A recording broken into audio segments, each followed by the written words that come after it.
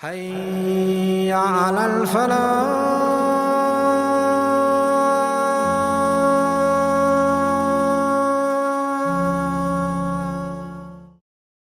الله من الشيطان الرجيم.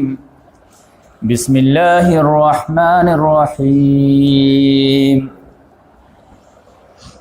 أذن للذين يقاتلون بأنهم ظلموا وإن الله على نصرهم لقدير. الذين أخرجوا من ديارهم بغير حق إلا أن يقولوا ربنا الله ولولا دفع الله الناس بعضهم ببعض لهدمت صوامع وبيع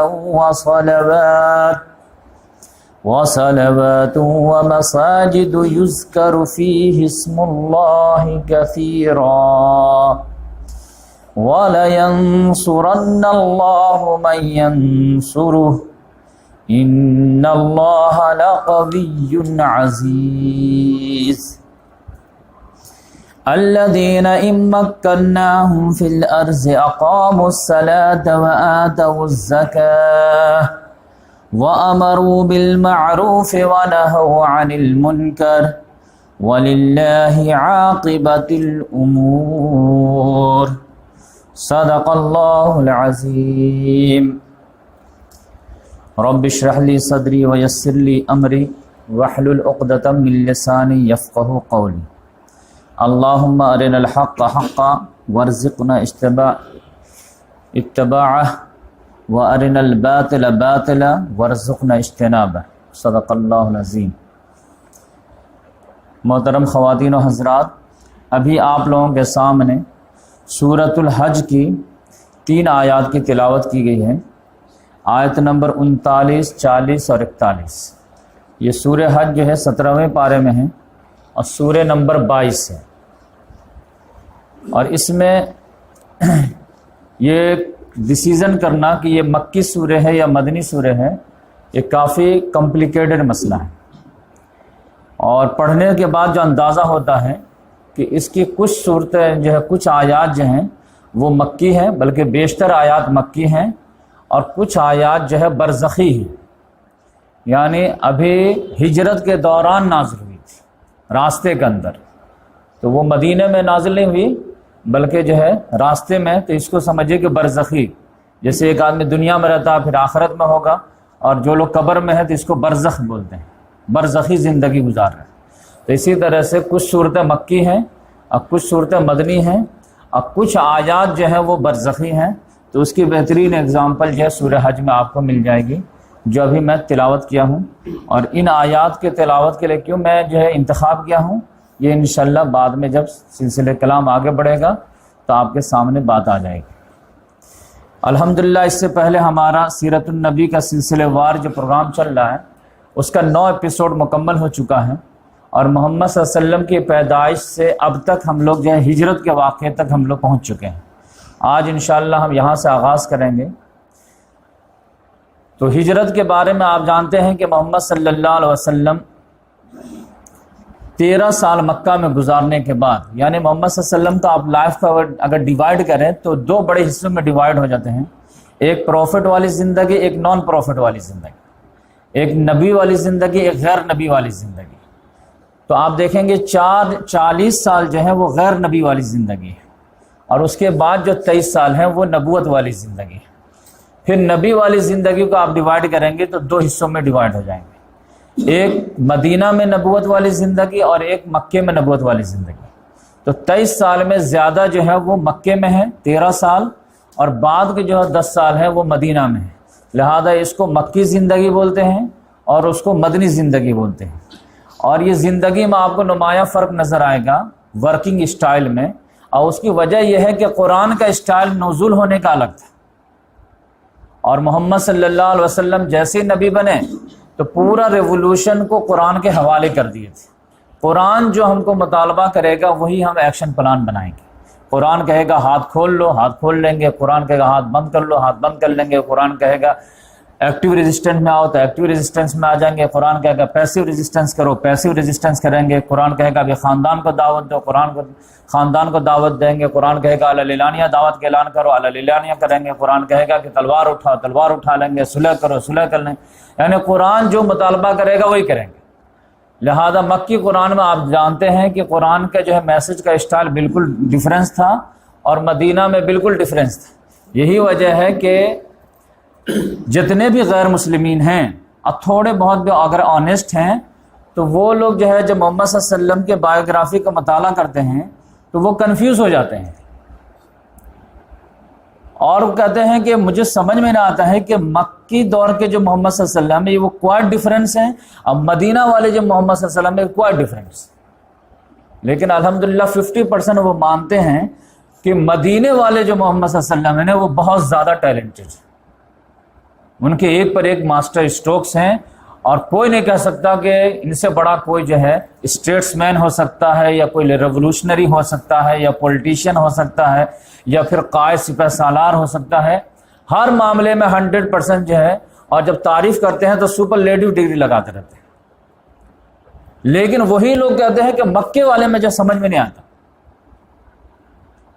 کہ جب انہوں نے اپنا پیترا بدلا تب وہ ہمیشہ جو ہے کامیاب ہوتے گئے اور جتنے بھی اوصاف ہو سکتے ہیں ہر ایک کا سپرلیٹو ڈگری دینے کے لیے سب تیار ہیں. لیکن کہتے ہیں لیکن اس سے یہ میسج کیا دینا چاہتے ہیں؟ بڑے بڑے لوگوں نے بڑی بڑی کتابیں لکھی، ہم لوگوں کو تو پڑھنے کی توفیق نہیں آتی، صرف عاشق رسول بنتے ہیں. لیکن غیر مسلم ایک سال میں 36,000 کتابیں محمد صلی اللہ علیہ وسلم کے خلاف میں لکھی جاتی ہیں ایک سال کے اندر. اور مسلمان کہاں پہ آپ سمجھ لیجیے، اس کا کیا ڈیفنس کریں گے، کیا اس کا جواب دیں گے، وہ تو پڑھنے کی توفیق نہیں ہے. اپنے رائٹر کے نہیں پڑھیں گے تو مخالف کے رائٹر کے کیا پڑھیں گے، وہ تو جانے دیجیے بات. اس میں جو ہے ایک آدمی تو اتنا بڑا جو ہے موٹی موٹی کتابیں لکھا، محمد at Mecca, Muhammad at Medina. اور اس میں جو ہے اس نے محمد ایٹ مدینہ میں جو کتاب لکھا نا تو سپرلیٹو کے جو ہے بوچھار بارش کر دیا. اب مسلمان لوگ خوش ہو گئے، یہاں تک کہ جنرل ضیاء جو پاکستان کا جو ڈکٹیٹر تھا بہت بڑا، اس نے جب عالمی کانفرنس کرایا رحمت اللہ عالمین پہ تو اس کو جو صدارت کے لیے بلا لیا، کرسچن کو کہا کہ آپ سے بڑا جو ہے سیرت نگار تو ہو ہی نہیں سکتا، آپ نے سپرلیٹو پہ جو ہے جھڑی لگا دیے. اور پھر جو اس کی کتابوں کی نمائش بھی کرایا گئی، محمد at Mecca, Muhammad at Medina. جبکہ وہ سائلنٹلی جو ہے اتنا زبردست اٹیک کیا تھا کہ وہ کسی کو اندازہ ہی نہیں لگا، اتنا جو ہے سافٹ وے میں اٹیک کیا تھا. سافٹ وے میں کیا اٹیک کیا تھا کہ وہ میسج یہ دینا چاہ رہا تھا کہ ان کے اوپر جو ہے کوئی داغ لگائیں یہ تو ہو نہیں سکتا ہے، اگر کوئی تھوکے گا تو اپنے منہ پہ آئے گا. لیکن یہ ہے کہ ہم کنفیوز ہیں ان کی سیرت کو پڑھ کر کے کہ مکے والے جو محمد ہیں وہ کوائٹ ڈفرینس ہے مدینے والے محمد سے، اور مدینے والے جو محمد ہے وہ کوائٹ ڈفرینس ہے مکے والے سے. تو وہ میسج کیا دینا چاہ رہا تھا کہ ہم جو ہے ان کو ایز اے اسٹیٹس مین ماننے کے لیے تیار ہیں، 100% دینے کے لیے تیار، ایز اے پولیٹیشین بھی 100% دینے کے لیے، ایز اے ریولوشنری بھی 100% دینے کے لیے تیار، ایز اے تھنکر وہ بھی 100، ایز اے سپہلا جرنل 100%. لیکن مکے میں وہ مجھے فیل نظر آتے ہیں ایز اے پروفٹ. کہ وہ جو معاملہ تھا کہ گلی گلی میں گھوم گھوم کر دعوت دینا، اب کوئی جو ہے گالی دے تو اس کے بدلے میں دعائیں دینا، اب کوئی پتھر مارے تو اس کو جو پھول پیش کرنا، اور پھر جو ہے اسٹریٹ پریچنگ جو چل رہا تھا اور اخلاق کردار یہ سب، وہ لگتا ہے کہ 13 سال جھیلتے جھیلتے اس کے بعد ہمت جواب دے گئے تو انہوں نے بھی وہی ہتھیار اٹھا لیے جو سب اٹھاتے. تو ایسا لگتا ہے کہ ایز اے پروفٹ یہ فیل ہو گئے ہیں، اس کے بعد ایز اے اسٹیٹسمین کامیاب ہو گئے. ہم بھی ماننے کے لیے تیار، کیونکہ ان کے سامنے جو پیمانہ ہے ایز اے پروفٹ کا وہ عیسیٰ علیہ السلام ہے. عیسیٰ علیہ السلام ہمیشہ یہی کرتے رہے، جبکہ دنیا میں اللہ تعالیٰ نے کہا کہ اگزامپل آپ بنیں گے تو محمد صلی اللہ علیہ وسلم بنیں گے. لقد کان لکم فی رسول اللہ اسوۃ حسنہ، پوری دنیا کے لیے آپ تھرمامیٹر جو بنیں گے وہ محمد صلی اللہ علیہ وسلم بنیں گے، عیسیٰ علیہ السلام نہیں بنیں گے. عیسیٰ علیہ السلام تو دین غالب ہی نہیں کر پائے، اگزامپل ان کو بننا ہے. تو اس لحاظ سے آپ سمجھیے کہ بہت خطرناک مسئلہ تھا. تو اگر یہ ساری چیزیں فلسفی اگر جو ہے ہمارے مسلمان نہیں سمجھیں گے تو کنفیوز ہو جاتے کہ کوئی تعریف کر رہا تھا لیکن تعریف کے اندر وہ آپ کو جو قتل کر رہا ہوتا. تو آپ دیکھیے کہ کوائٹ ڈفرینس آپ کو سیرت ملے گی. ابھی تک تو میں 13 ایپیسوڈ میں تقریباً جو ہے 12 گھنٹے کے اندر میں सवा घंटे का जो है हर हफ्ते रहता है, तो उसमें तो मैं आपको मक्की जन्नत में घुमाता रहा, लेकिन आप इसके बाद हिजरत करने के बाद जो है अजीब मोहम्मद सल्लल्लाहु अलैहि वसल्लम आएंगे जो आप कभी सुने नहीं होंगे, और आपको लगेगा कि ये मोहम्मद सल्लल्लाहु अलैहि वसल्लम कौन मोहम्मद सल्लल्लाहु अलैहि वसल्लम आ गए। तो आप जो कंफ्यूज ना हो, बल्कि मैं आपको बताया कि रेवोल्यूशनरी स्टेप लाजमन होते हैं और वो उठाने पड़ते हैं। यही वजह है कि मैं कहता हूं कि आज के दौर में कुरान मजीद और सीरत के बगैर अगर जो है समाज से कोई जो है दीन सीखेगा, उलमाए किराम से कोई दीन सीखेगा और अल्लाह ताला तबारक तआला का तारुफ जानने चाहेगा, तो 100% मुखलिस होने के बावजूद गुमराह रहेगा। 100% अपनी पूरा खुलूस दे दे, उलमाए किराम के स्टेप बाय स्टेप चले, फिर भी गुमराही से उसको कोई नहीं बचा सकती जब तक कुरान को जो है वो सोर्स ऑफ गाइडेंस नहीं बनाएगा। क्योंकि आप थोड़ा कुरान का मताला करके देखिए, या रमज़ान में जो लोग जो है कंप्लीट उसको फॉलो किए थे, तो वो आप देखे होंगे कि कुरान का खुदा अलग है और हमारे माशरे का खुदा अलग है। जो इंट्रोडक्शन कराया गया, हमारे यहाँ तसी गफूर रहीम ही बताया गया, गफूर रहीम है, गफूर रहीम, हराम का काम करते जाओ अल्लाह ताला गफूर रहीम। ऐसा लगता है कि बहुत बड़ा पॉलिटिशियन है कि 5 साल तक तो तुमको उनकी ज़रूरत पड़ती है, 5 साल के बाद उनको तुम्हारी ज़रूरत पड़ जाती है, तो वो भी तुमको खुश करने में मजबूर है। जबकि अल्लाह ताला कुरान में जब अपना तारुफ कराता है वो कहता नहीं, नब्बे बाद अन्नल गफूर रहीम व अन्ना अज़ाबी वल अज़ाबुल अलीम, मुझे तुम्हारी ज़रूरत नहीं, तुम्हें मेरी ज़रूरत है, हम ऐसी की तैसी कर दूंगा तुम्हारी। तो इस लिहाज से कुरान मजीद का अल्लाह ही का तारुफ जब जो है कंप्लीट नहीं हुआ है तो पूरा दीन कहाँ से हो रहा है। तो जब आप सीरत सुनेंगे तो आप कहेंगे ये कहाँ से बात आ गई, ये तो मैं कभी सुना ही नहीं। तो ये नहीं सुने तो ये आपका कसूर है, मेरा कसूर नहीं है। बहुत सारे लड़के आते हैं घर पे, कहते हैं मौलाना ये बात तो मैं कभी सुना ही नहीं। ताज्जुब की बात, लगता कि कितने जो है सीरत का मताला कर चुके, कितना कुरान को टाइम दे चुके, कि बहुत ताज्जुब की बात है कि आप ये बात नहीं सुने। आप अथॉरिटी हैं क्या? एक किताब नहीं पढ़े, आप नहीं सुने तो कौन से? नहीं सुन लिए तो ये ताज्जुब की बात, नहीं सुने तो कोई ताज्जुब की बात ही नहीं। जब आप पढ़े ही नहीं है तो आप नहीं सुने तो कौन सी ताज्जुब की बात। तो इस लिहाज से मैं तमहीदी बात जो पहले कर दिया कि बात तो वही सुनाई जाएगी जो कुरान हदीस में हो, लिहाजा किसी का जो लिहाज नहीं किया जाएगा। जिसको मानना है वो माने, नहीं मानना नहीं माने। लेकिन अगर किसी को क्रॉस चेकिंग करना है तो आप कुरान हदीस का सहारा लें, क्योंकि ऑथेंटिक वो जो कुरान मजीद है और ऑथेंटिक सोर्स जो है मोहम्मद सल्लल्लाहु अलैहि वसल्लम। और फिर जो है मुसलमानों की तरफ से जो जिम्मेदारी आप दी गई है, आप समझ लीजिए ये भी एक गुमराही का बहुत बड़ा शोबा है कि ज़्यादा से ज़्यादा मैसेज देने की कोशिश होती है उलमाए किराम की। वो क्या है कि आप झूठ ना बोलें, सच बोलें, हराम ना खाएं, हलाल खाएं, हम हराम कमाई ने अख्तियार करें, हलाल कमाई अख्तियार करें।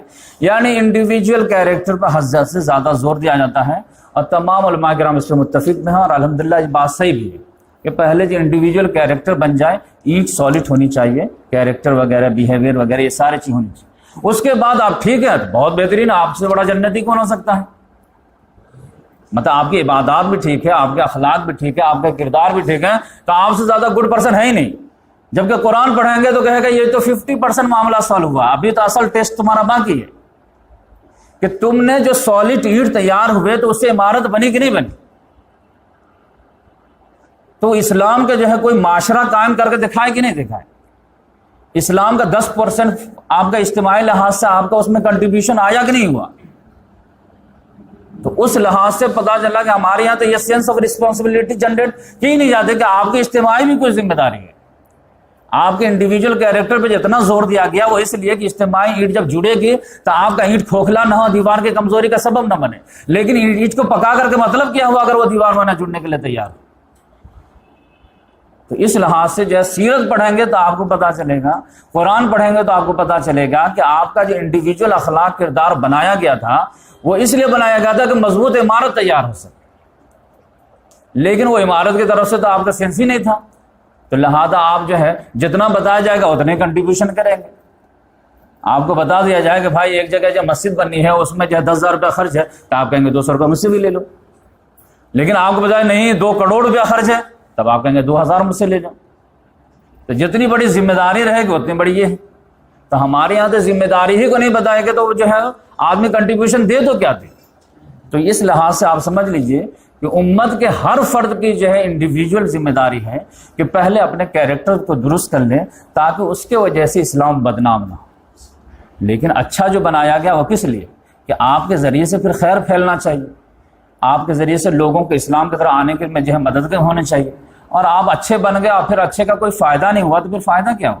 کوئی لڑکا ڈاکٹر بن جائے، MBBS میں ایڈمیشن لے لے، جیسے اس کا ایڈمیشن ہوتا ہے مبارکبادی کے سلسلے شروع ہو جاتے ہیں، سب لوگ خوشیاں منانے لگتے ہیں، جھومنے لگتے ہیں، خرچ بھی کرتے ہیں، سب چیز کرتے ہیں. اور پھر وہ ڈگری لینے کے بعد بہترین انٹرنشپ کرنے کے بعد گھر میں آ کے بیٹھ جائے، اگر ہم تو MBBS ڈاکٹر ہیں، ہم تو MBBS ڈاکٹر ہیں، تو ٹھیک ہے کہیں نسبت بھی لگ جائے گی، شادی بھی ہو جائے گی، لیکن 2-4 سال کے بعد جو ہے گالی پڑنے شروع ہو جائیں گی. اس سے بڑا بیوقوف کوئی نہیں ہے کہ باپ کا جو 20-25 لاکھ روپیہ بھی خرچ کرا دیا اور کلینک کھولنے کے لیے تیار نہیں، اب مریض کو جو شفا دینے کے جو ہے ٹھیک کرنے کے لیے تیار نہیں ہو گیا. نہیں میں پڑھ لیا ہوں، میرے پاس ہے وہ ہنر، ہمارے بچے بیمار پڑیں گے ہم ٹھیک کر لیں. ارے بچے کے لیے تم کو جو بنایا گیا تھا ڈاکٹر، کہ پورے سماج کے لیے بنایا گیا تھا. تو اسی لحاظ سے اگر کوئی لڑکا ہے، کوئی عالم ہو گیا ہے، کوئی فاضل ہو گیا ہے، پورا قرآن جان گیا، پورا حدیث جان گیا، آپ کی اسٹڈی ہو گئی، تو آپ جو ہے یہ جو ہے کیریکٹر بلڈنگ بن گیا ہے، تو فائدہ کس کو ہے؟ تو اس لحاظ سے جو ہے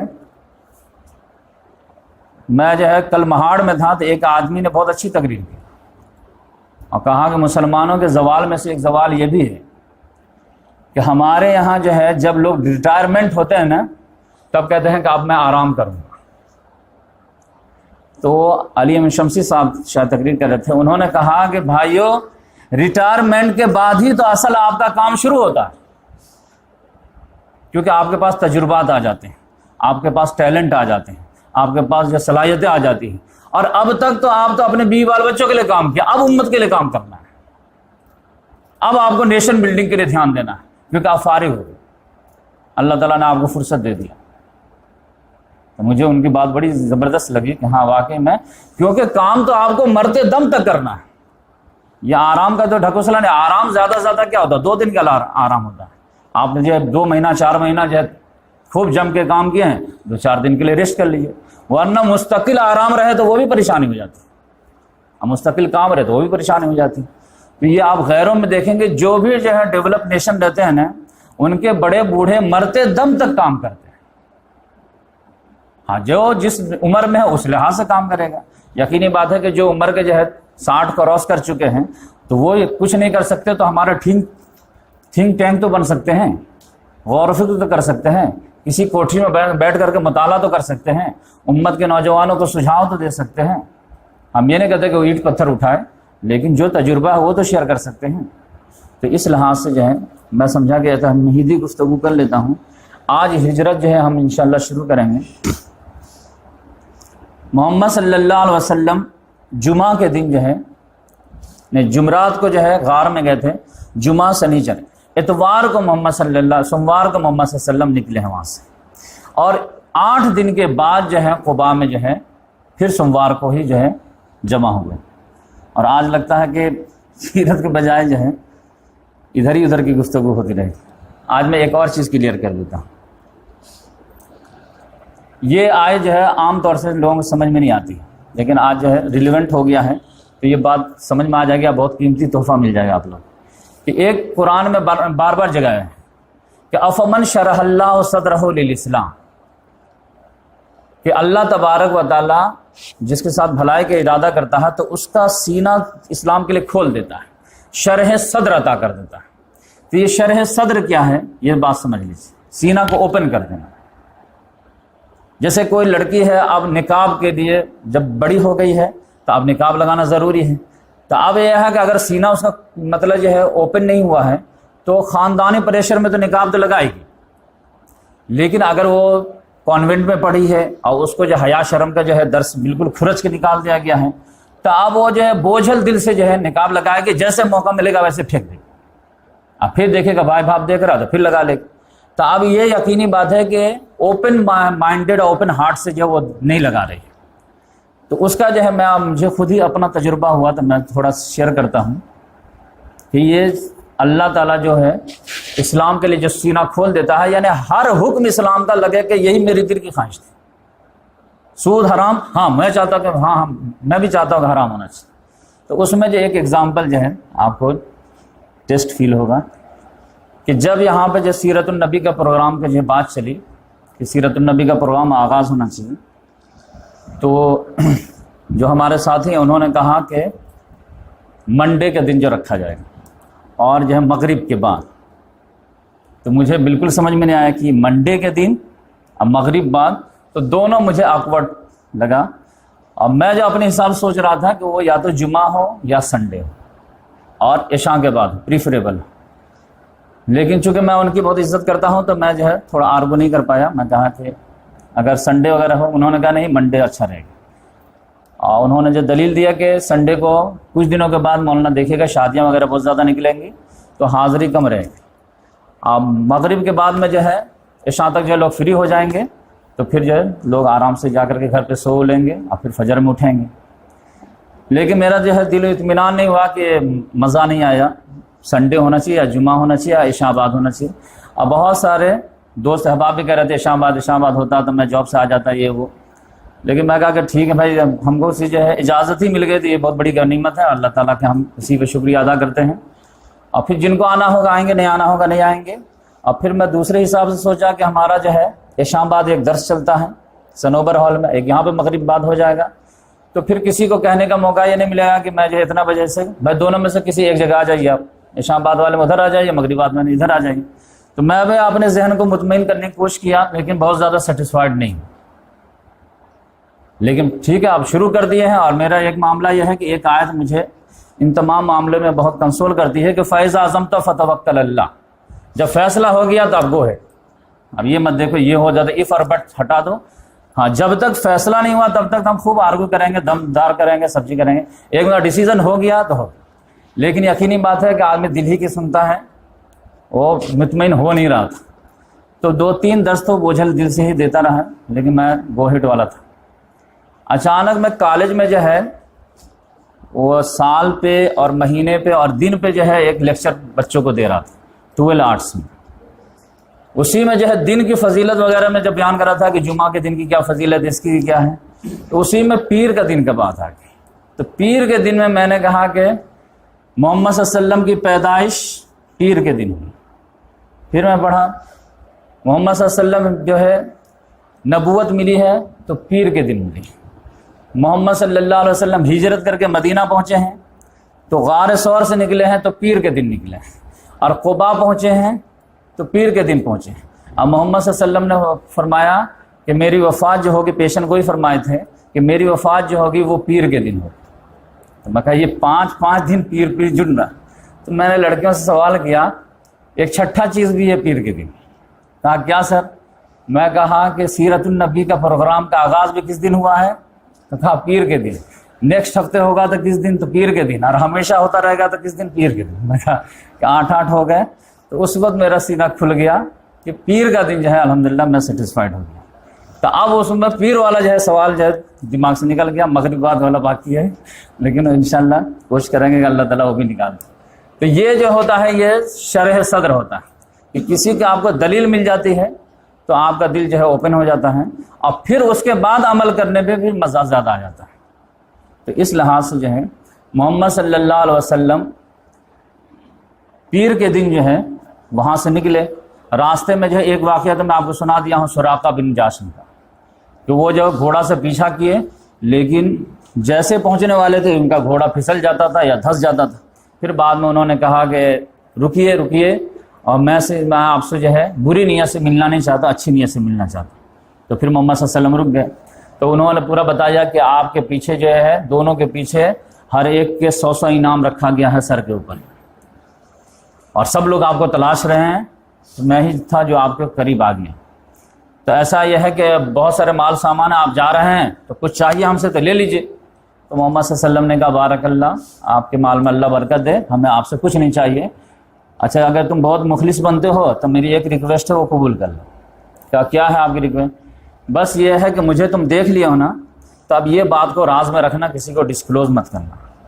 بس اتنا کر سکتے ہو تو بہت بڑی مہربانی، باقی تم اپنا مال اپنے پاس رکھو. انہوں نے کہا کہ ہاں ہم اس کو ڈسکلوز نہیں کریں گے، لیکن میری بھی ایک ریکویسٹ. کیا ہے ریکویسٹ؟ تو مجھے ایک امان نامہ لکھ کر کے دے دیجئے کہ جب آپ دوبارہ مکہ کو کیپچر کریں گے تو ہم لوگ مجھ کو معاف کر دیں گے. تو محمد صلی اللہ علیہ وسلم نے کہا لکھ دو. محمد صلی اللہ علیہ وسلم لکھنا پڑھنا تو جانتے نہیں تھے. عامر بن فہیرہ جو تھے غلام تھے، وہ لکھنا پڑھنا جانتے تھے. تو آپ سمجھیے کہ قلم دوا ساتھ میں لے کے چلے ہوں گے، کچھ ہو نہ ہو قلم دوا ساتھ میں ہے، اور فوراً کا لکھ کر کے دے دیں. اور لکھ کر کے دے گا تو اس سے جب ہم آپ سے سیف ہو گئے. تو محمد صلی اللہ علیہ وسلم نے کہا ایک اور خوشی پہ خوشی کہ سراقہ اس وقت تمہاری کیا کیفیت ہوگی جب تمہارے ہاتھ میں کسرا کے کنگن ہوں گے. وہ تو اچھل گئے دم. کسرا کے اندر اہل فارس کہاں؟ تو آپ تو کہا اتنی بڑی بشارت دے رہا آپ. اب پھر وہ چلے گئے.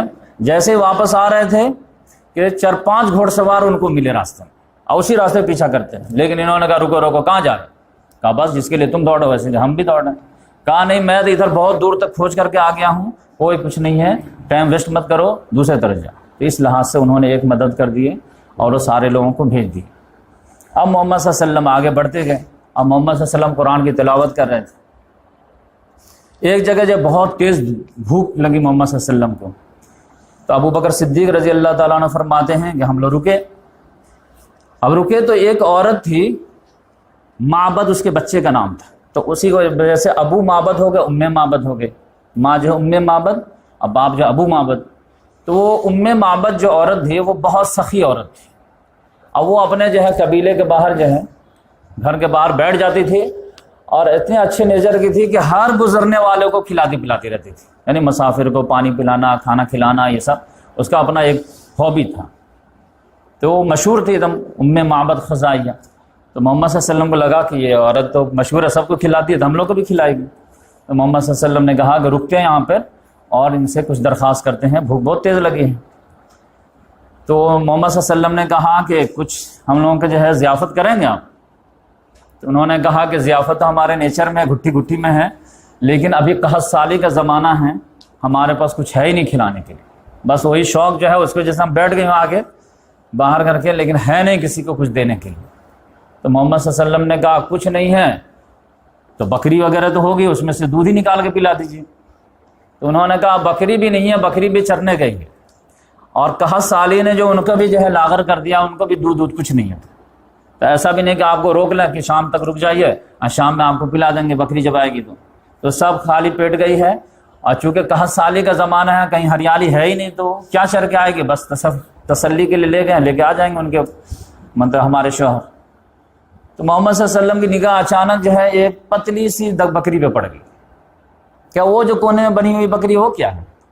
کہا وہ تو آپ کی ضرورت پوری نہیں کر سکتی, وہ تو اتنی لاغر ہے کہ وہ جا نہیں سکتی تھی, جس وجہ سے اس کو باندھ دیے ہم. بقیہ جو جانے کے لائق تھے وہ تو گئی ہے, اللہ کا رزق تلاش کرنے کے لیے مل گیا تو بہت اچھی بات ہے, نہیں ملے تب بھی بات. محمد صلی اللہ علیہ وسلم نے کہا آپ اجازت ہے تو ہم ٹرائی کریں. ٹرائی یور لک, لیکن میں تو بتا دی آپ سے زیادہ میں بکری پالتی ہوں. محمد صلی اللہ علیہ وسلم نے اللہ تعالیٰ سے دعا کیے اور ہاتھ جھاڑ کر کے اس کے تھن پہ جیسے ہی جو ہے ہاتھ لگائے ہیں کہ بخاری شریف کی حدیث ہے کہ وہ فوراً بکری نے جب پاؤں پھیلا دی اور تھن میں جب پورا دودھ بھر آیا. جیسے دودھ کا قطرہ دیکھیں, ام معبد جو بڑا سا برتن لے کے آئے, ابھی کہہ رہے لکھے ہاتھ صاف جو بھی ہو جائے, اور اتنا دوہے پانی کے دودھ دوہے کہ پورا جو ہے پھین سے جو ہے پورا بھر گیا اوپر. محمد صلی اللہ علیہ وسلم نے کہا کہ جس کو پلانا پلاؤ جلدی سے. وہ اپنے جو ہے جو بھی بچے اچھے تھے سب کو پلاؤ لا دیے, پھر ان کے سے فارغ ہوئے کہ لاؤ برتن لے کے آؤ. پھر اور جو ہے پھر ابو بکر صدیق رضی اللہ عنہ کہا کہ آپ بھی پی لیجئے. پھر محمد صلی اللہ علیہ وسلم بھی سیر ہو کر کے پورا پیے, اور پھر اس کے بعد پھر اور دو کر کے بھر کر کے کہ اب یہ رکھ لو, ہم لوگ چلے. اتنی برکت ہوئی. جب گئے ہیں تو ان کے شوہر جب اداس جب شام میں آئے ہیں نا, کچھ تھا ہی نہیں کھلانے کے لیے, اور جو اس ٹائپ کے لوگ رہتے ہیں ان کو جانور ہی سب سے زیادہ عزیز. لیکن اس کی نگاہ پڑ گئے, وہ جو ہے دیکھ کے بھرا ہوا ہے دیکھ دودھ سے. کہا ارے یہ کہاں سے آ گیا؟ کہا یہ بکری دی ہے دودھ. کہا ارے بکری کی عمر دیکھو, قد دیکھو, اور دودھ دیکھو, یہ تو بھینس سے بھی زیادہ دودھ دی, یہ کہاں سے ہے؟ تو اس نے کہا کہ جانتے ہو ایک بہت بابرکت نوجوان آیا تھا اور اس کی برکت کا نتیجہ یہ. تو آپ کو یاد آ گیا ہوگا کہ محمد صلی اللہ علیہ وسلم جب پیدا ہوئے تھے تو اس وقت بھی دائی حلیمہ کی یہاں برکت آئی تھی, اور یہاں پہ بھی برکت آئی. اب میرا چیلنج ہے کہ جو بھی محمد صلی اللہ علیہ وسلم کو اپنے گھر میں جو ان کی تعلیمات کو لے کے آئے گا, ان کے گھر میں بھی برکت آئے گی. یہ ہماری غلط فہمی ہے کہ خوشی جو ہے دوسری جگہ سے ملتی ہے. اگر محمد صلی اللہ علیہ وسلم کے دین کو اپنائیں گے تو ہم جو آؤٹ آف ڈیٹ ہو جائیں گے اور جب پچھڑے ہو جائیں گے. یہ جب مسلمان حکمرانوں کی جو ہے بہت بڑی غلط فہمی ہے. تو اس لحاظ سے یہاں پر اللہ تعالیٰ نے بہت بڑا معجزہ دکھایا, اور پھر محمد صلی اللہ علیہ وسلم چلے. اس کے شوہر کے اچھا وہ لگتا ہے وہی دونوں نوجوان ہیں جس کو قریش کھوج رہے ہیں. تو انہوں نے اپنی سی بیوی سے کہا کہ اس کی تھوڑا حلیہ بتاؤ گی. اب وہ معبد اتنا زبردست حلیہ بتائے ہیں کہ میں تو آپ پہ چھوڑتا ہوں کہ الرحیق المختوم میں آپ کھوج کے پڑھیے. نہیں تو میں پھر کہیں پہ لکھ کر کے جو ہے واٹس ایپ پہ دے دوں گا آپ کو. لیکن اتنے خوبصورت الفاظ ہیں کہ وہ جو ہے مجھے یاد ہی نہیں ہو پائے. اب میں سوچا کہ یاد کروں گا تھوڑے الفاظ ادھر ادھر ہو جائیں گے، مزہ نہیں آئے گا. آپ لوگ کے جو ہے محمد صلی اللہ علیہ وسلم کی محبت کی علامت ہے تو آپ پڑھیے اس کو، بس ایک پیراگراف. پورا ایسا نقشہ کھینچ دی ہے کہ پورا حلیہ مبارک محمد صلی اللہ علیہ وسلم کے رکھ دی. کیونکہ وہ جب دودھ کا واقعہ دیکھی تب پورا امپریس ہو گئی، تو اس نے تو باریکی سے پورا حلیہ ہی جو اسکرین کر لی، سمجھے کہ وہ فوٹو کھینچ دی. اس کے بعد محمد صلی اللہ علیہ وسلم آگے بڑھے تو ایک جگہ جو ہے ابو بردہ اسلمی میں وہ بھی محمد صلی اللہ علیہ وسلم سے جو ہے کچھ سوالات وغیرہ کیے، وہ بھی پکڑنا چاہ رہے تھے. لیکن محمد صلی اللہ علیہ وسلم سے کچھ سوال کے بعد جو ایسے ڈھل گئے کہ محمد صلی اللہ علیہ وسلم پہ فدا ہو گئے اور ایمان لائے، اور ان کے ساتھ ان کے خاندان قبیلے والے سے 70 لوگ ایمان لائے. اب پھر وہ دوڑتے چلے گئے کہ لوگوں ان کو کیا قتل کرو گے، وہ تو امن کا پیغمبر ہے اور عدل و انصاف کو دنیا کو بھر دے گا، لہذا وہ جو ہے مطلب قتل کیے جانے کے لائق نہیں ہے بلکہ ان کی قدر کرنے کے لائق وہ آدمی. پھر اس کے بعد جو ہے قباء پہنچنے سے پہلے لاسٹ ملاقات جو ہوئی ہے وہ حضرت زبیر بن عوام رضی اللہ تعالیٰ عنہ سے. زبیر بن عوام رضی اللہ تعالیٰ عنہ وہ شام سے آ رہے تھے واپس تجارتی قافلے کے ساتھ، اور وہ مدینہ کراس کر چکے تھے اور محمد صلی اللہ علیہ وسلم انٹری لینے والے تھے. فوراً ملاقات ہو گئی. تو پہلے تو ایمان لا ہی چکے تھے، تو بولے یا رسول اللہ کہاں؟ کہ ہجرت لاسٹ. اچھا تم بھی آ جا جلدی سے. تو ٹھیک ہے میں سامان وامان پورا ہی کر دوں گا پھر آ جاؤں گا. تو وہ راستے ہی میں جو ہے 2 کپڑا جو ہے ابو بکر صدیق رضی اللہ تعالیٰ عنہ کو اور محمد صلی اللہ علیہ وسلم کو گفٹ کیے. تو وہی محمد صلی اللہ علیہ وسلم کو ضرورت تھی کیونکہ دھوپ میں پسینے میں شرابور ہو گیا ہوگا معاملہ، تو فوراً پہن لیے اور وہ نیا کپڑا پہن کر کے انٹری لی. ادھر مدینے والوں کی جو حالت تھی وہ ایسی تھی کہ ان کو جو اڑتی پڑتی خبر پہنچ گئی تھی کہ محمد صلی اللہ علیہ وسلم گھر سے نکل چکے ہیں. اب یہ اپنا اندازہ لگا رہے تھے کہ میکسیمم جو ہے وہ 8 دن لگیں گے، 450 کلومیٹر ہے تو اونٹ سے آ رہے ہیں تو اتنا دن میں اتنا، اتنا دن میں اتنا، یعنی 50 کلومیٹر ڈیلی چل رہے ہوں گے تو 8 یا 9 دن میں آ جائیں گے. وہ 3 دن جو ہے وہ غار ثور میں لگ گئے تھے، جس کی وجہ سے جو ہے یہ لوگ جو بیفور ہی آگرہ خوشی میں آپ جانتے ہیں پورا جو ہے قباء والے جو ہے وہ باہر جا کر کے جو ہے اور ویٹ کرنے لگتے تھے، اور صحرا میں دور تک جو ہے نگاہ جاتی ہے دور تک. اب کچھ لوگ اور ایکسائٹڈ ہوتے تھے تو کھجور پہ چڑھ جاتے تھے، اب کچھ لوگ جو اونچی جگہ ملے وہاں جا کے، اور جیسے چاند کے لیے ہم لوگ جو پریشان رہتے ہیں ویسے جو ہے چودھری کے چاند کے لیے وہ لوگ پریشان تھے. لیکن پھر جب دھوپ بہت زیادہ ہو جاتی تھی تو دھوپ میں رہ نہیں سکتے تو پھر گھر آ جاتے تھے واپس، پھر صبح سویرے نکل جاتے تھے کیونکہ ان کو معلوم تھا کہ سفر بھی کرنے کا جو یہی ٹائم ہے. تو آئیں گے محمد صلی اللہ علیہ وسلم تو یہ مارننگ آور میں آئیں گے یا رات میں آئیں گے، تو رات میں تو ہم دیکھ نہیں پائیں گے، صبح میں چل کے دیکھتے ہیں. تو اس طرح سے وہ 2-4 روز پہلے ہی سے جو ہے آوازیں چلیں. لیکن آتے آتے سمجھے کہ وہ لوگ بالکل مایوس ہو گئے تھے. اب ایسا لگا کہ ٹھیک ہے جب آئیں گے کوئی بات نہیں. اتنے ہی میں ایک یہودی جو ہے اپنے ذاتی گھر سے جو ہے کہیں اونچی جگہ پہ چڑھا ہوا تھا شاید کھجور وغیرہ اتارنے کے لیے، لیکن مسلمانوں کے ایکسائٹیڈ سے وہ بھی ایکسائٹیڈ کہ اگر جو ہے نظر پڑ جائے تو یہ خوشی ہم مسلمانوں کو دے سکتے ہیں. اس کی نگاہ پڑ گئی کہ 2 اونٹ پہ لوگ آ رہے ہیں سفید پوش، اور وہ سفید کپڑا جو ہے حضرت زبیر بن عوام دے چکے تھے. اس کو دوری سے نگاہ وہ تو وہیں سے جو ہے ایک دم چلایا مسلمانوں یہ رہا تمہارا تقدیر، دیکھو آ گئے تمہارے. سب لوگ دوڑے، اتنا جو ہے ہجوم بھر کر کے ہتھیار وغیرہ لیے سب لوگ، اور پھر محمد صلی اللہ علیہ وسلم کے استقبال کے لیے دوڑے. اور استقبال کیسا ہوا ہے وہ تو ابھی مدینہ انٹری ہوگی تو میں بتاؤں گا. اب کیوں ہوا ہے ایسا یہ بھی تھوڑا ڈسکلوز کروں گا. تو اس میں جو ہے محمد صلی اللہ علیہ وسلم آئے ہیں تو محمد صلی اللہ علیہ وسلم تھک گئے تھے تو بیٹھ گئے، اور حضرت ابو بکر صدیق رضی کھڑے تھے تب آنے والوں سے سلام دعا علیہ السلام کر رہے تھے، استقبال وغیرہ وہی کر رہے تھے. تو سارے لوگ جو نہیں دیکھے تھے یعنی 75-80 لوگ تو پہلے آلریڈی محمد صلی اللہ علیہ وسلم مکہ میں مل چکے تھے. بقیہ جو لوگ نہیں ملے ہوئے تھے وہ جو بھی سلام دعا کرتے تھے، تو اب چونکہ بھیڑ لگ گئی تھی تو بھیڑ میں تو محمد صلی اللہ علیہ وسلم بیٹھے ہوئے تو کوئی دکھ ہی نہیں رہے، بس ابو بکر صدیق کھڑے ہیں اور چہرہ وغیرہ تو تقریباً سملر ہی تھا.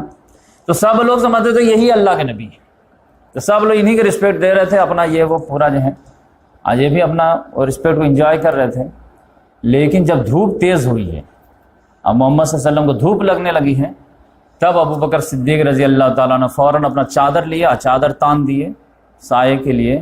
تب لوگوں کو کنفیوژن دور ہوا کہ اچھا یہ خادم ہے، یہ جو ہے نبی ہے، تب ان کو سب دھیان دینے لگے۔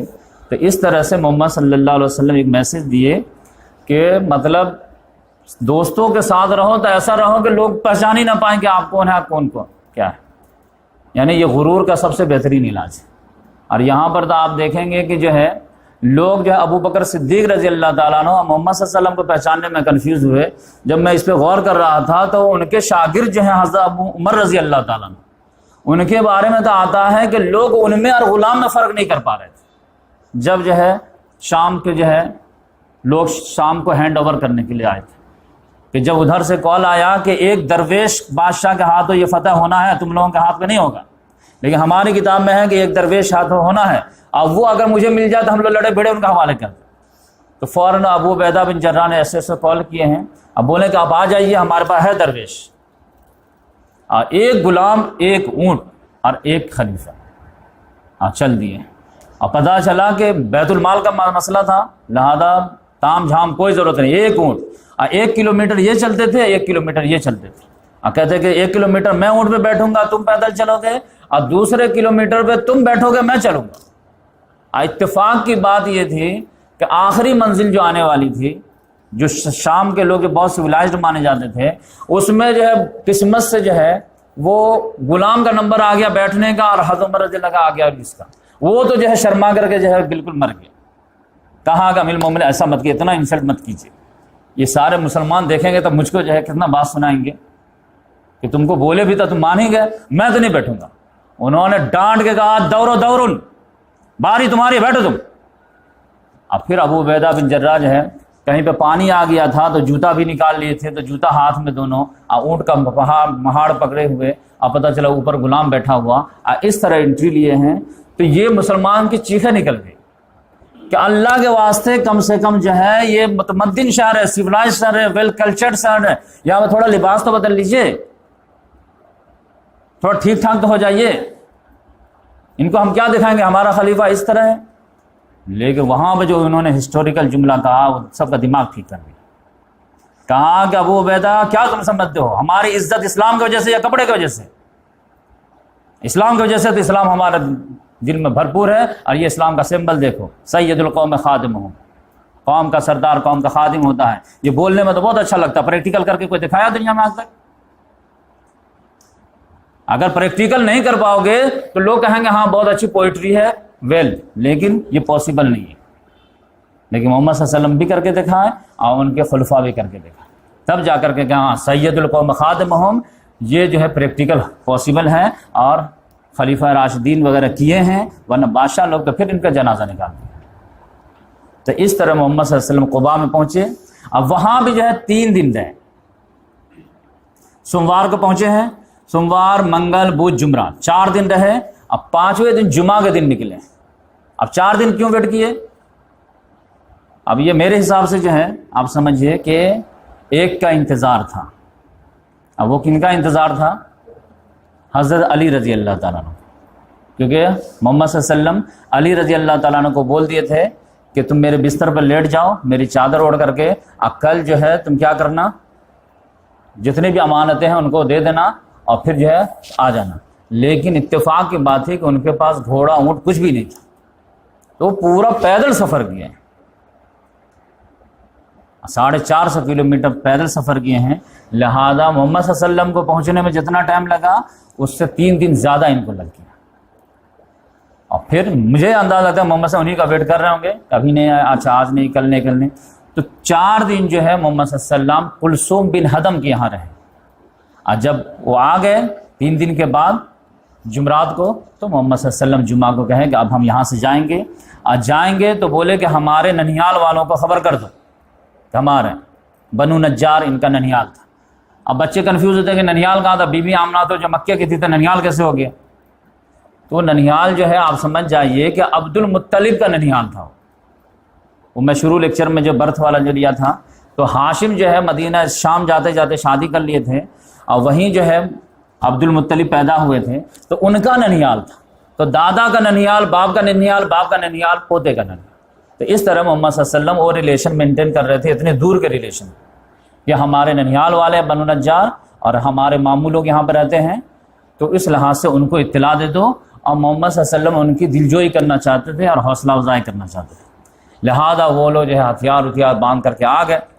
محمد صلی اللہ علیہ وسلم جو جمعہ کے دن صبح سویرے نکلے ہیں قباء سے، تو بنو عمرو بن عوف کے خاندان میں ٹھہرے تھے، لیکن جیسے دور نکلے ہیں تو دوسرا خاندان کا ایریا پڑ گیا، اور وہ خاندان تھا بنو سالم بن عوف. بنو عمرو بن عوف میں 4 دن ٹھہرے، پھر بنو سالم بن عوف کے محلے میں جیسے پہنچے ہیں کہ جمعہ کا وقت ہو گیا. جمعہ کا وقت ہو گیا تو محمد صلی اللہ علیہ وسلم بولے کہ جو لوگ ہیں رک جائیں اور میں جمعہ پڑھاؤں گا. تو محمد صلی اللہ علیہ وسلم وہاں پہ پہلا جمعہ پڑھائے ہیں. 100 لوگ تقریباً تھے وہاں پہ، کیونکہ بہت سارے لوگ جو ہے قباء میں رہ گئے، اور بہت سارے لوگ مدینہ میں جو ہے ویٹ کر رہے تھے.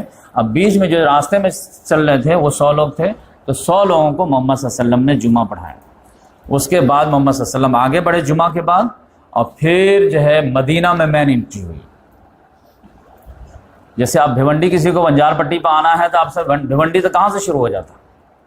کلیان جو ہے روڈی سے شروع ہو جاتا، تو قباء جو ہے بہت پہلے شروع ہو گیا. جیسے یو پی بہار سے بمبئی آنے والے رہتے ہیں تو وہ کلیانی کو بمبئی سمجھنے لگتے ہیں، لیکن بمبئی تو آنے میں دور ہے ابھی. تو اس لحاظ سے جو ہے قباء میں پہلے ٹھہر گئے. اب اصل میں جو ہے یثرب میں جو ہے انٹری ہو رہی تھی. اب یثرب میں جب پتہ چلا ہے تب تو وہاں استقبال ایسا ہوا ہے کہ عورت مرد بوڑھے بچے سب نکل آئے،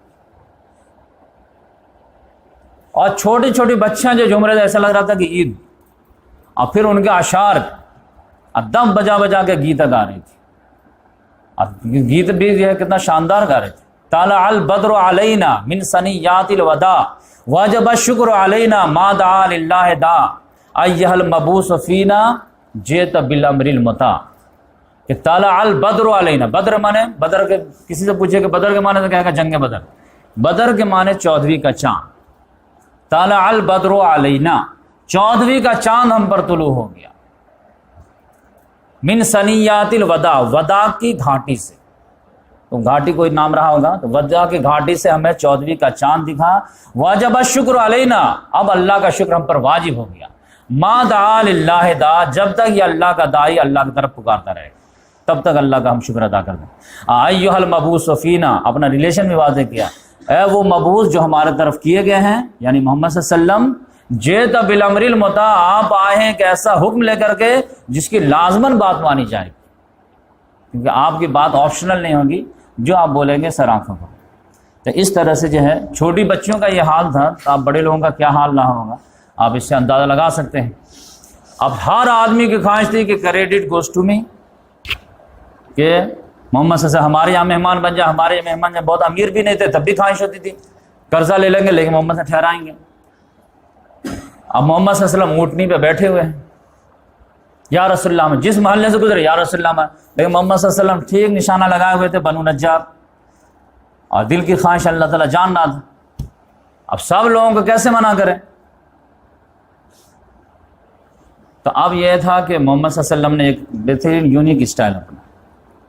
بولے کہ دیکھو یہ اونٹنی جو ہے یہ اللہ کے ابھی اشارے پہ چل رہی، معمور من اللہ ہے، تو یہ جہاں پہ بیٹھے گی نا اس سے جس کا کلوز دروازہ ہوگا اسی پہ میں وہاں آرام کروں گا، اسی کو جو ہے شرف ضیافت دوں گا. اونٹنی چل رہی ہے پورے جو محلے پہ محلے کراس کر رہی ہے آرام سے، سارے بچے جو ہے دوڑ رہے ہیں اور بھی ایکسائٹڈ ہو گئے سب لوگ. پھر آج جہاں پر مسجد نبوی ہے وہاں پہ تو کچھ بھی نہیں تھا، ایک چھوٹا سا جو ہے مشرکوں کا قبرستان تھا، چٹھیل میدان تھا، وہاں پر جا کر کے وہ بیٹھی ہے. پھر وہ بھی انجوائے لے رہی تھی، پھر کھڑی ہو گئی. محمد صلی اللہ علیہ وسلم اترے نہیں تو پھر وہ کھڑی ہو گئی. محمد صلی اللہ علیہ وسلم کہا ابھی رک جاؤ، پھر کھڑی ہو رہی، پھر آگے چلی گئی، پھر سب لوگ پیچھے پیچھے چلے گئے، پھر مڑی. اب مڑ کر کے پھر وہیں پہ بیٹھی جہاں پہ پہلے.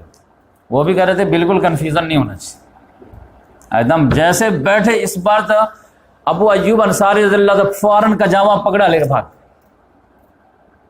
بولے کہ اس بار جو ہے تو مس نہیں کریں گے، تو فوراً لے کے بھاگ گئے. تو محمد صلی اللہ علیہ وسلم جو پوچھے کہ میرا دروازہ کس سے قریب ہے؟ انہوں نے کہا کہ وہ میرا کجاوا کدھر گیا؟ تو ابو ایوب انصاری رضی اللہ تعالیٰ کہا کہ یا رسول اللہ میرا گھر بالکل قریب ہے، میں لے کے گیا۔ بولے کہ آدمی جو ہے کجاوے کے ساتھ۔ ٹھیک ہے، جلدی سے جا کر کے میرے لیے کیلولا کا انتظام کرو۔ اب وہ جو اسد بن زرارہ تھے، یہ بھی نام آپ جانے ہوں گے، مصعب بن عمیر رضی اللہ تعالیٰ عنہ کو اپنے گھر پہ ٹھہرائے تھے۔ اب ان 6 لوگوں میں سے تھے جو فرسٹ مرتبہ میں ایمان لائے تھے۔ اب وہ پہلے دن سے کمپین پہ تھے، پورا جو ہے فرسٹ مرتبہ بھی آئے، دوسرے مرتبہ بھی آئے، تیسرے مرتبہ بھی آئے، یعنی 6 لوگوں میں بھی، 12 لوگوں میں بھی، 75 لوگوں میں بھی۔ اب مصعب بن عمیر رضی اللہ تعالیٰ عنہ کو وہی بلا کر کے لائے تھے، اب وہی اپنے گھر پہ سال بھر رکھے تھے۔ وہ کہا کہ میرا جتنا کنٹریبیوشن ہے میرا کہاں گیا؟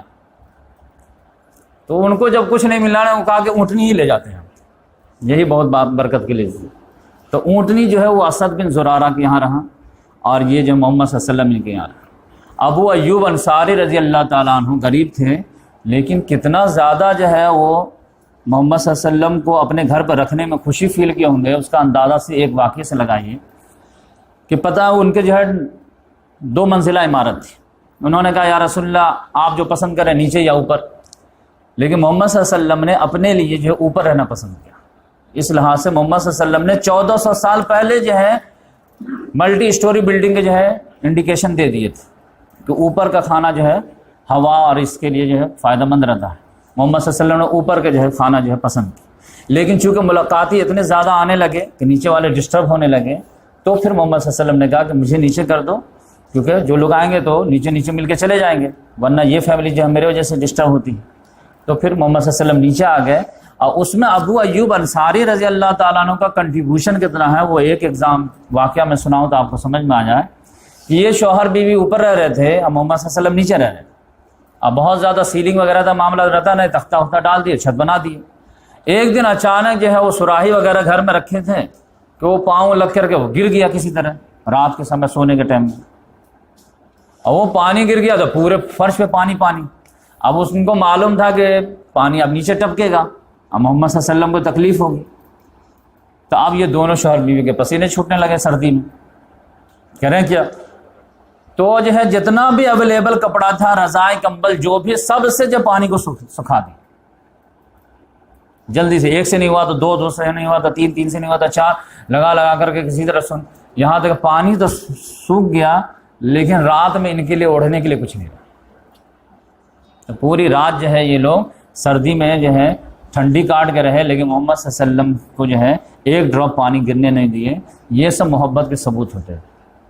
تو اس طرح محمد صلی اللہ علیہ وسلم 6 مہینے تک جو ہے حضرت ابو ایوب انصاری رضی اللہ تعالیٰ عنہ کے گھر پہ رہے، اور پھر اس کے بعد جو ہے آگے بڑھے۔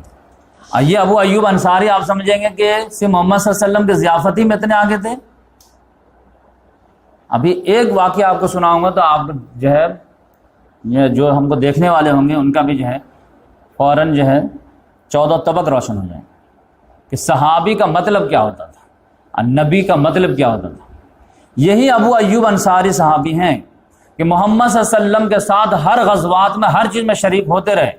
یہ نہیں کہ کھانے پلانے ہی میں یہ معاملہ تھا، یہاں تک کہ صرف محمد صلی اللہ علیہ وسلم نے ایک حدیث بیان کر دی کہ کیسر کا شہر قسطنطنیہ، اس پر جو میرے امتی میں سے پہلا لشکر ہوگا اس کی مغفرت ہوگی۔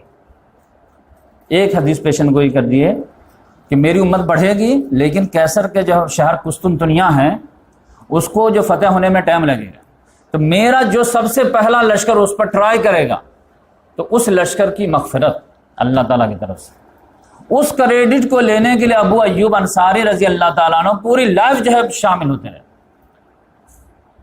اور جو ہے 1558 میں جو ہے جا کر کے فتح ہوا، 1554 میں یا 1400 کئی مرتبہ جو ہے اٹیک ہوا۔ اور لوگ آج اس حدیث کو غلط جو ہے انٹرپریٹ کر رہے ہیں اور فرقہ پرستی کی شکل دے رہے ہیں کہ لوگ کہتے ہیں کہ یزید جو ہے لشکر لے کے گیا تھا، ابو ایوب انصاری اس میں تھے، لہذا یہ جو حدیث کی بشارت ہے وہ یزید پہ فٹ ہوتی ہے، لہذا یزید کے سارے جرائم پہ پردہ پڑ گیا، جبکہ یہ بات غلط ہے۔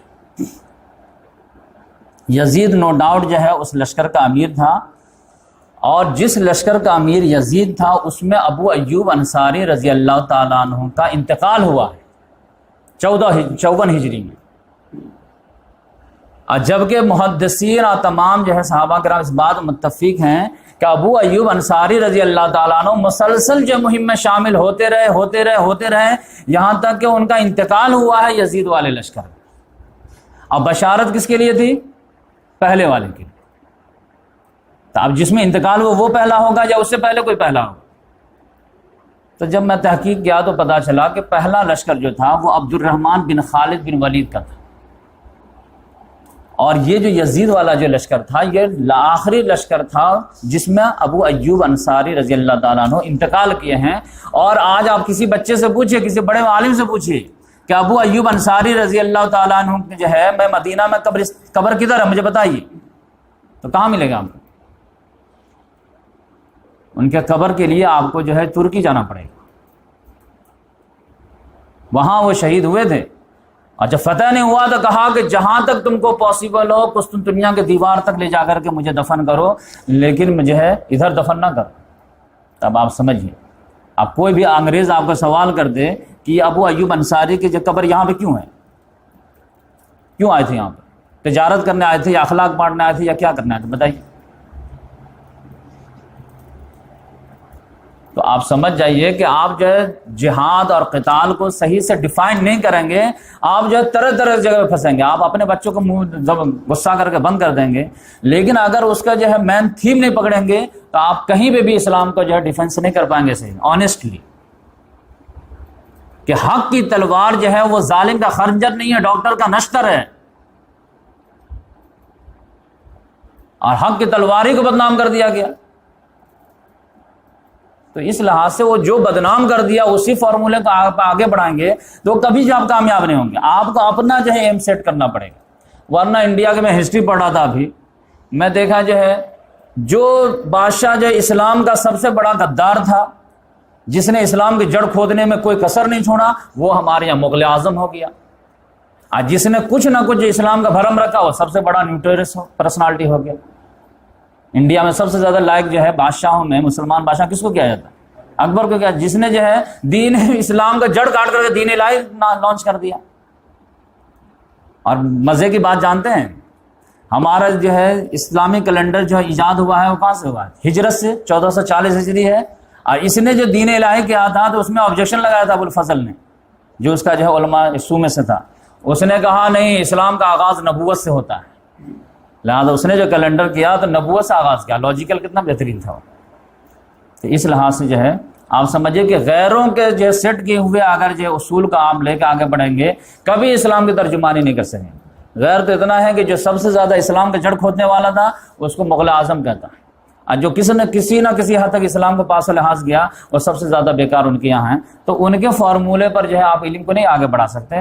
آپ کو اپنا علم ڈیفائن کرنا پڑے گا کہ ہم جہاد کس کو مانتے ہیں، قتال کس کو مانتے ہیں، اللہ کے راہ میں اسٹرگل کیا ہے، سنت کیا ہے، اخلاق کیا ہے. اخلاق تم جو کہتے ہو وہ نہیں ہوتا ہے، اخلاق جو قرآن کہتا ہے وہ اخلاق ہوتا ہے. تو اس لحاظ سے جو ہے کبھی ڈاکٹر جو ہے ٹیبلٹ دے کے ٹھیک کر دیا یہ بھی اخلاق ہے، کبھی ڈاکٹر جو ہے ٹھیک کرنے کے لیے جو ہے نشتر اٹھایا آپریشن کرنے کے لیے یہ بھی اخلاق ہے. تو جب وقت اور حالات جو ڈیمانڈ کریں گے وہ جو ہے وقت کا قائد جو ہے استعمال کرے گا. اس لحاظ سے ہمیشہ جو ہے تینوں طلاق دے کر کے 4 تکبیر پڑھ کر کے جو ہے جہاد و قتال کو دفنا دینا یہ کوئی جو اسلام کی خوبی نہیں ہے. آپ ڈیرنگ کے ساتھ ڈیفائن کیجیے، اور ہمت نہیں تو مت کیجیے، کہیے کہ ہم سے نہیں ہوگا ہم دوسرا کریں. لیکن وہی وہ آدمی جو ہے جہاد و قتال کے آیات کو ڈیفائن کرنے آئے جس کے اندر کم سے کم حوصلہ ہو، ہمت ہو، ورنہ جو ہے کہ اسلام کو بدنام نہ کرے. ورنہ ایک جگہ جو ہے آپ بچیں گے دوسری جگہ پھنسیں گے، دوسری جگہ بچیں گے تیسری جگہ پھنسیں گے اور کہیں نہیں بچ پائیں گے. اس لیے ابو ایوب انصاری رضی اللہ تعالیٰ عنہ کی قبر مبارک ابھی جو ان کا مزار ہے وہ قسطنطنیہ ترکی میں، آج استنبول میں ہے، اور لوگ جاتے ہیں اور لوگ وزٹ کرتے ہیں. تو محمد صلی اللہ علیہ وسلم وہاں پر جو ہے 6 مہینہ رہے. اتنے ہی 6 مہینوں میں 3 بڑے کام محمد صلی اللہ علیہ وسلم کر لے. 3 بڑے کام میں سے سب سے پہلے محمد صلی اللہ علیہ وسلم نے مسجد نبوی کی تعمیر. مسجد نبوی جو ابھی ہے اب تو بہت زیادہ پھیل گئی ہے، لیکن اس وقت جو چھوٹی سی 100 بائی 100 کے بنائی گئی تھی اس میں جو ہے 2 یتیم بچوں کی تھی مسجد، سہل اور سہیل 2 یتیم بچے تھے. وہ دونوں بچے جو ہے دیکھیے اتنا زیادہ محمد صلی اللہ علیہ وسلم کا آؤ بھگت ہے تو فری میں دینے کے لیے تیار ہو. لیکن محمد صلی اللہ علیہ وسلم نے کہا نہیں، ہم قیمت ادا کریں گے، تم دے دو بیٹا اور یہاں پہ ہم مسجد بنائیں گے لیکن تم اپنی پوری قیمت لے لو، تمہارے جذبات سے ہم کھلواڑ نہیں کریں.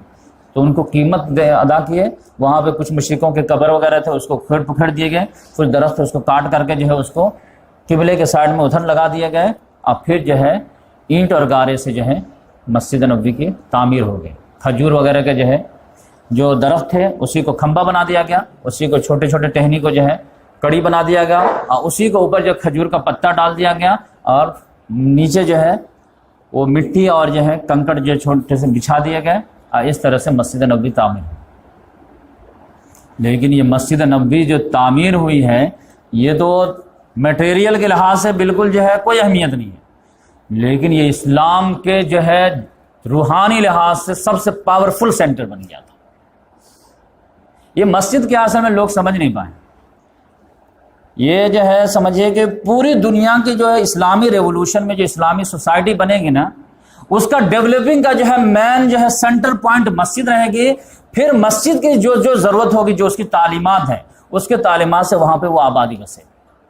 مسجد بنی ہے کس لیے؟ نمازی کے لیے. انسان بسیں گے تو انسان کیسے بنیں گے؟ اسی حساب سے ٹاؤن پلاننگ ہوگی. پھر مسجد کے لحاظ سے بچے پڑھنے کے لیے تو پھر وہاں پہ ٹاؤن پلاننگ مدرسے مکتب کی ہو جائے گی. پھر بچے رہیں گے تو پھر اسکول کہاں جائیں گے؟ تو پھر وہاں پہ جو ہے اسکول بھی قائم ہوگی، کالج بھی ہوں گے، یونیورسٹی بھی ہوگی. پھر مطلب یہ ہے کہ مسجد کے ریکوائرمنٹ کے لحاظ سے جو ہوگی وہ ٹاؤن پلاننگ ہوگی. اور محمد صلی اللہ علیہ وسلم نے اسی کو بیس بنایا اور پھر یہاں سے ٹاؤن پلاننگ. ہمارے یہاں پہلے پلاننگ کر لیتے، بیچ میں مسجد جو ہے پارکنگ میں گھسا دیتے. اور وہ بھی جو ہے فرقہ پرستی کی وجہ سے، مسئلے کی وجہ سے آدھے لوگ کہتے ہیں کہ ایسا ہونا چاہیے تھا، سالہ سال پڑا رہتا. ٹاؤن پلاننگ جو مسلمانوں کی ہوگی، وہ اسلامی سوسائٹی جو ہوگی، وہ مسجد پہلے طے ہوگی، پھر اس کے حساب سے جو ہے سارے چیز ہوگی کہ مسجد کے ایک ہی طرف جو ہے آبادی نہ بڑھ جائے بلکہ بیلنسنگ میں بڑھے. اور پھر یہ ہے کیا چیز اصل میں؟ مسجد اصل میں جو آپ کا کلمہ ہے نا، اس کا پریکٹیکل اظہار ہے. آپ کا کلمہ کیا ہے؟ لا الہ الا اللہ محمد رسول اللہ.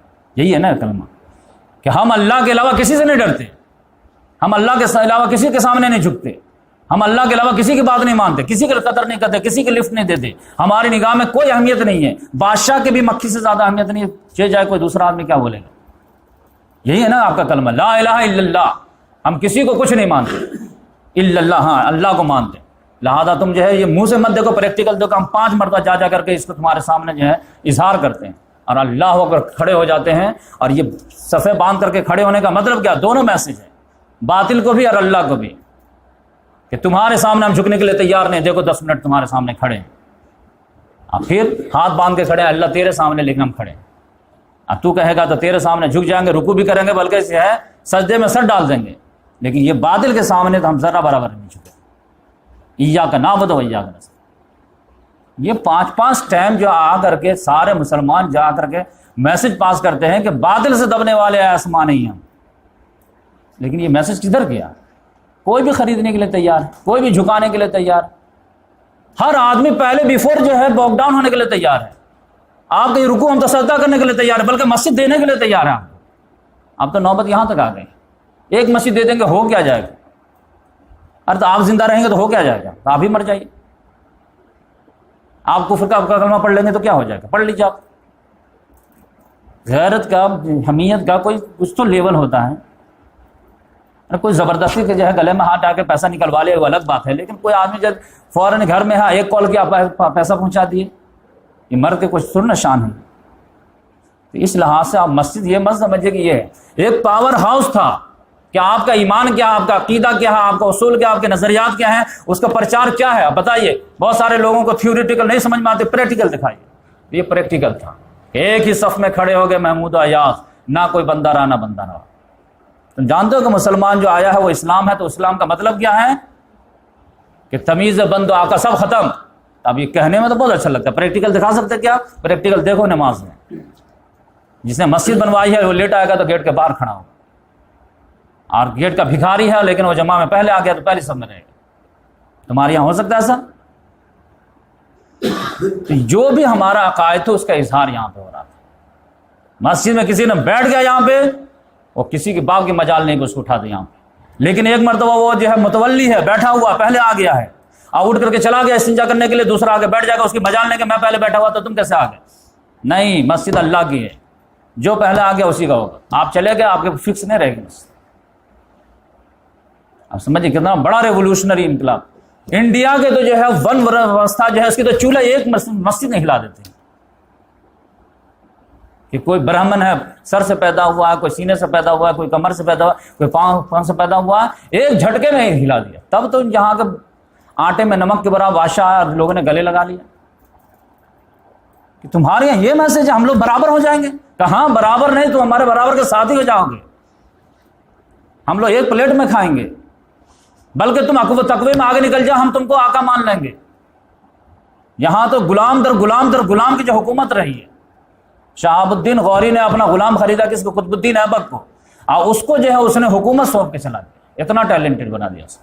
1206 میں یہاں پہ غلاموں کی حکومت, پہلی حکومت قائم ہوئی ہے. یہ اسلام کی دین نہیں ہے تو کیا ہے؟ کوئی جو ہے دنیا کا جو ہے قوم بتا دے کہ جس نے اپنے غلاموں کو جو ہے حکومت دی ہو. قطب الدین ایبک جو ہے شہاب الدین غوری کا غلام تھا, اور پھر اس کے بعد اس کا غلام جو پھر حکومت میں آ گیا, اس کا بیٹا نہیں آیا التتمش, اور پھر اس کا بیٹا بلبل جو ہے اس کا غلام تھا. یعنی غلام در غلام در غلام در غلام. یہ کہاں سے آیا تھا؟ یہی میسج تھا, لا الہ الا اللہ محمد رسول اللہ. یا ایھا الناس انا خلقناکم من ذکر و انثی وجعلناکم شعوبا وقبائلا لتعارفوا ان اکرمکم عند اللہ اتقاکم. جو تقوی میں آگے آئے گا وہ ہمارے آگے رہے گا. آپ سمجھیں کہ مسجد کا مطلب کیا تھا. تو اس نے جو ہے سارے جو ہے تعصبات کو ہی جڑ سے ختم کر دیے. کوئی قریش نہیں, کوئی انصار نہیں, کوئی مہاجر نہیں, کوئی غلام نہیں, کوئی آقا نہیں, کچھ نہیں. جو قرآن میں آگے رہے گا وہی رہے گا. آپ کو حیرت ہوگی کہ سالم ایک تھے مولا ابو حذیفہ. ابو حذیفہ رضی اللہ تعالیٰ عنہ یہ ٹاپ موسٹ صحابی میں سے ہیں, خاندانی لحاظ سے بہت اعلیٰ ہیں. وہ عتبہ بن ربیعہ کے بیٹے تھے, اور ان کے جو ہمارے یہاں بہت زیادہ مشہور نہیں ہیں, لیکن وہ بھی جیسے حضرت عمر رضی اللہ, حضرت ابو بکر, حضرت حمزہ, اسی کے مطلب لائن کے یہ بھی ابو حذیفہ. انہوں نے بھی بہت بڑا کارنامہ کیا. بدقسمتی سے ہم سنتے نہیں ہیں علماء کرام کے منہ سے. لیکن ان کا ایک غلام تھا سالم, انہوں نے ان کو آزاد کر کے ان کو بھی اپنا منہ بولا بیٹا بنا لیا تھا. لیکن قسمت ایسی تھی کہ یہ سالم جو ہے کو بالکل بیٹا بنا لیے, تو بالکل شہزادے کے طور پر رہتے تھے. لیکن انہوں نے جو ہے چپ کے قرآن مجید بہت یاد کر لیے تھے. محمد صلی اللہ علیہ وسلم جو وہی آتی تھی کھٹاک سے یاد کر لیتے تھے. ابو حذیفہ جو اتنا زیادہ جو ہے مخالفت ہوتی تھی کہ باپ سے لڑنا, بھائی سے لڑنا, جس سے آرگو میں جو ہے وہ زیادہ ٹائم ادھر چلا جاتا تھا ڈیبیٹ وغیرہ میں. اور سالم کو جو ہے وہ انہوں نے آزاد کر دیا تھا, آرام سے جو قرآن کھٹاکھٹ یاد کر لیے تھے. بعد میں پتا چلا کہ سالم رضی اللہ تعالیٰ عنہ کو, سالم مولا ابو حذیفہ کے نام سے مشہور ہو گئے, ان کو قرآن زیادہ یاد ہے اور ابو حذیفہ کو کم یاد ہے. تو آپ کو پتا چلا کہ ایک روز جو ہے یہ دونوں باپ بیٹے جو ہے منہ بولے باپ بیٹے, ابھی منع نہیں ہوا تھا کہ روم کا اندر نماز پڑھ رہے تھے. تو عتبہ جو تھا وہ ابو سفیان کے جو ہے سسر, بہت بڑا آدمی, اس نے اچانک گیٹ کھول دیا. گیٹ کھولا تو پتا چلا کہ سالم مولا جو امامت کر رہے ہیں, ابو حذیفہ ان کی بیوی ان کی قیادت مقتدی ہے. اور ان کا تو جو ہے دماغ خراب ہو گیا. کیا یہ کیا کر رہے تھے؟ یہ کیا کر رہے تھے؟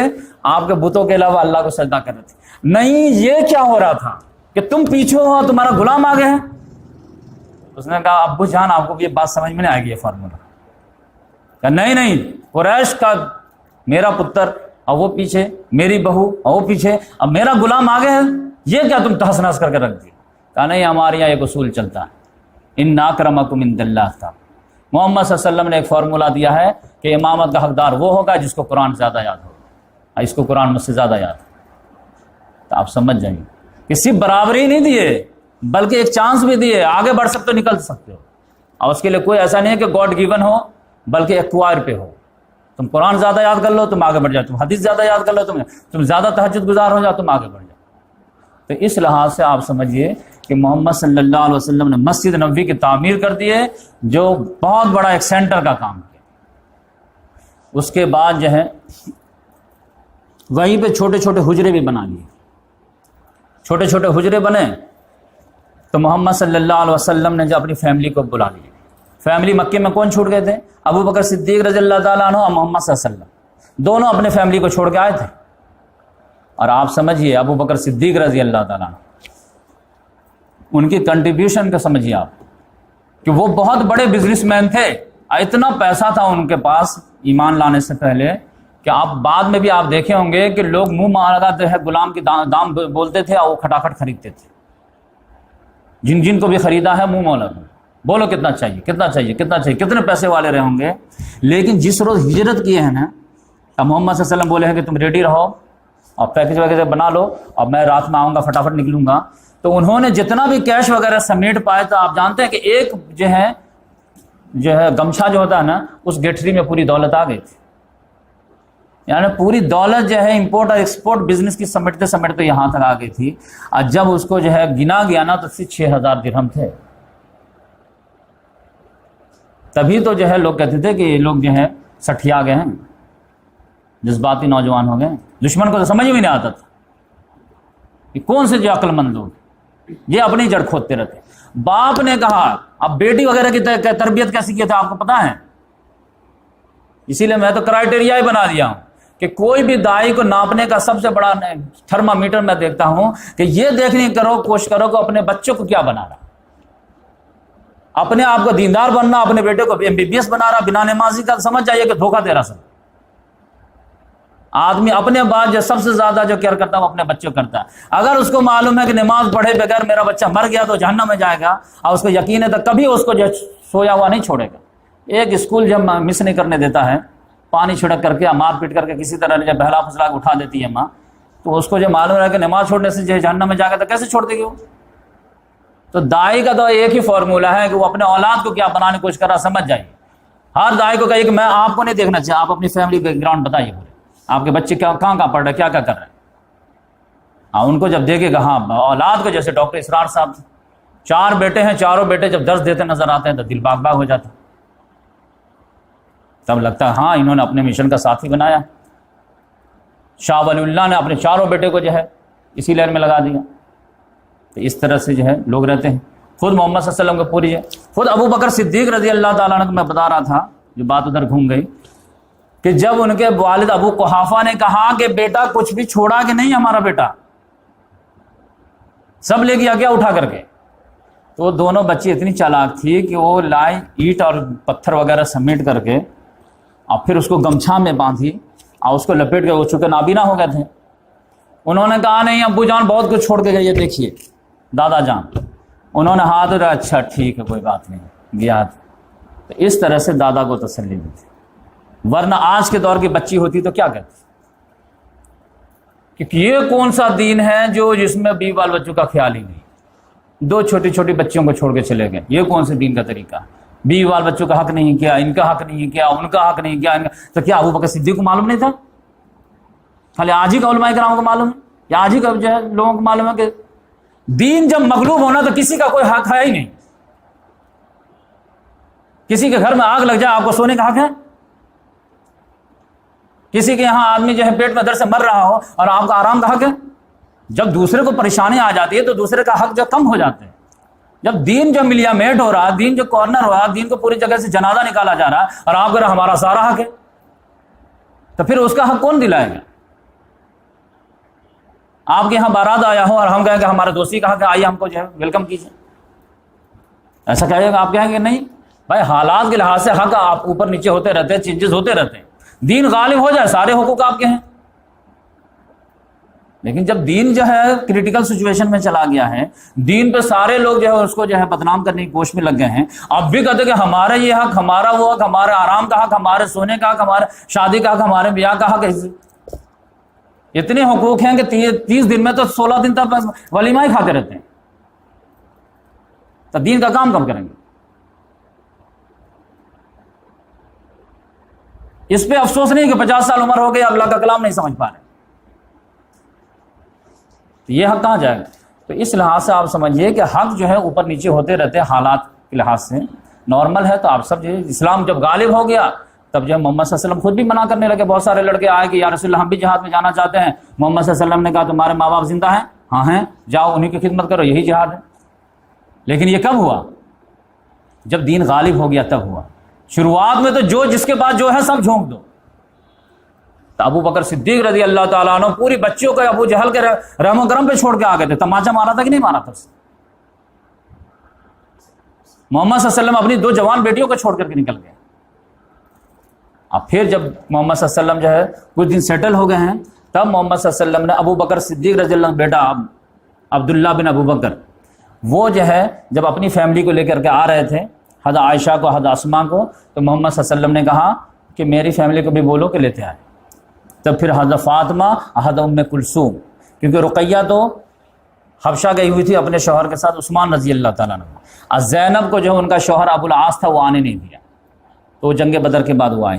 تو یہ دونوں، اور پھر اسامہ بن زید رضی اللہ تعالیٰ عنہ کے جو بیٹے تھے وہ، اور ام ایمن جو ماں کے درجے میں خادمہ تھی، تو وہ یہ پوری ہول فیملی آ گئی ہے مدینہ. اور پھر جو ہے مسجد نبوی کے کنارے کنارے حجرہ بنا دیا گیا تھا، اور اسی میں جو ہے وہ ٹھہرے. اور حضرت سودا رضی اللہ تعالیٰ عنہ جس سے محمد صلی اللہ علیہ وسلم کی شادی ہو گئی، تو یہ لوگ یہاں پہ سیٹل ہوئے. اور اس کو بھی حجرہ جو ہے لوگ کہتے ہیں کہ یہ محل تھے اور یہ گھر ہے، تو یہ سمجھ جائیے کہ یہ حجرہ چھوٹا چھوٹا تھا. حضرت عائشہ کہتے ہیں کہ یہ حجرہ کیا تھا، تو ہم لوگ کو بتاؤں، یہ مت سمجھو، یہ حجرہ ایسا تھا جس میں 2 مہینے جو ہے چولہے نہیں جلتے تھے. 2 کالی چیزوں پہ ہم لوگ اتفاق کرتے تھے، ایک کالا پانی اور کالی کھجور. کھجور کھا رہے ہیں ایک ایک، اور وہ بھی کھجور ایسا نہیں کہ 1 کلو کھا رہے ہیں. غزوہ تبوک میں کھجور جو ہے، ایک کھجور 3 مجاہد کے حصے میں آتے تھے. تو کہتے کہ 2 کھجور مل گئے صبح میں 2 شام میں، بس اب مہینہ نکل جاتا تھا، چولہے نہیں جلتے تھے. یہ دنیا کے سب سے قسمت ترین ہستیوں کا یہ حال. اور کہتے تھے کہ اس کے جو سائز بتاؤں کتنے تھے، کہ جب ہم جو ہے رات میں سوتے تھے اور محمد صلی اللہ علیہ وسلم تہجد کے لیے اٹھ جاتے تھے، تو محمد صلی اللہ علیہ وسلم اپنی جگہ پہ بستر پہ جو ہے قبلہ اگر اس ڈائریکشن میں ہوتا تھا تو جو ہے ہمارے جو ہے پاؤں کے سامنے کھڑے ہو جاتے تھے. اور پھر جب سجدہ کرنے کی نوبت آتی تھی تو مجھے اشارہ کرتے تھے، تو میں جو ہے پاؤں سمیٹ لیتی تھی، اور پھر محمد صلی اللہ علیہ وسلم لانگ سجدہ کرتے تھے. مطلب بس جو ہے وہ 5-6 فٹ کا معاملہ تھا کہ جتنے میں ایک آدمی جو سو سکے، یہ معاملہ تھا. آج کے دور میں کسی بھی نوجوان سے بات کیجیے، دل پہ جا کے دستک دیجیے گا، کہتے مولانا مجھے جو سر مجھے تو مال کی محبت ہے ہی نہیں دل میں، مجھے تو پیسے سے کوئی محبت ہے جیسا آپ بتاتے ہیں، بس یہ کیا ہے کہ بس ایک گھر ہو جائے، اور گھر کیا وہ محل ہو جائے. اور پھر جو ہے گھر ہے، بنگلہ ہے، تو ایک گاڑی بھی ہو جائے، بچی کی شادی ہو جائے، یہ ہو جائے. پتہ چلا کم سے کم 1 کروڑ کا پروجیکٹ آپ کو دکھا دیں گے، تو اب تو اس میں تو کئی لائف لگ جائیں گے 1 کروڑ جمع کرنے. تو پھر آپ دین کا کام کیا کریں؟ آپ نے جو ہے اصل میں آج کے دور میں سب سے بڑا پرابلم یہ ہوا ہے کہ اسٹینڈرڈ آف لیونگ ہی اصل معیار حق بن گیا ہے. اسی کے لیے جینا، اسی کے لیے مرنا، اسی کے لیے دوستی، اسی کے لیے دشمنی، اسی کے لیے بھاگ دوڑ، اسی کے لیے آرام. جبکہ اللہ تعالیٰ نے کہا کہ بھائی تمہاری زندگی کا یہ ٹارگٹ نہیں تھا، تم نے غلط ٹارگٹ بنا دیا. اسٹینڈرڈ آف لیونگ کو جب تک ہم لوگ مسلمان لوگ معیار کو الٹ پلٹ کر کے بکھیر نہیں دیں گے، تب تک آپ اسلام میں چل ہی نہیں سکتے. مسئلہ یہ ہے. اسی لیے میں کہتا ہوں نا کہ آج کے دور میں اگر 100% بھی آپ دے دیے نا اپنا توجہ، پھر بھی گمراہ کے گمراہ ہی رہتے، کیونکہ قرآن جو معیار سیٹ کیا نا وہ سیٹ ہوا ہی نہیں ہمارے دماغ. ایگزامپل کے طور پر ہم کہتا ہوں، غریبی جو ہے اسلام کی نگاہ میں کوئی عیب ہے ہی نہیں.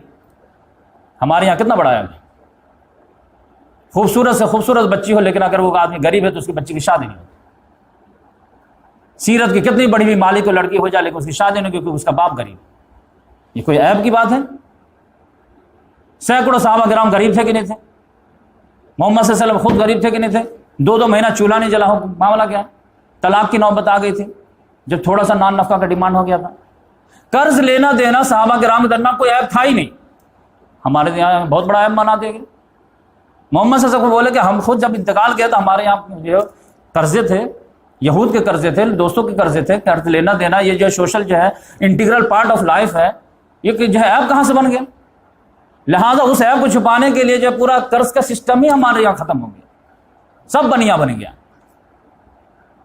10 روپیہ اگر بچ گیا ہے نا تو اس 10 روپے سے پھر 5 روپیہ کیسے کمائیں گے یہ سوچیں گے. یہ نہیں کہ اللہ تعالیٰ کے اضافی پیسہ تو اس سے کسی کی مدد ہوگی.